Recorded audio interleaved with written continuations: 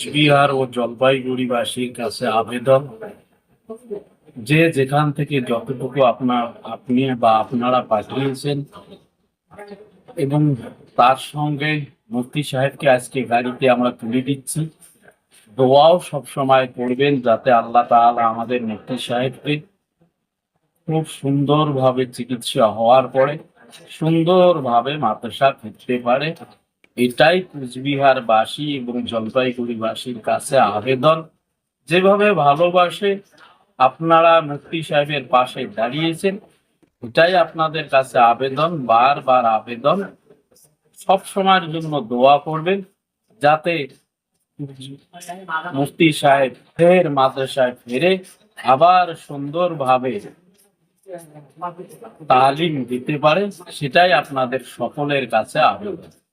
আসসালামু আলাইকুম ওয়া রাহমাতুল্লাহ।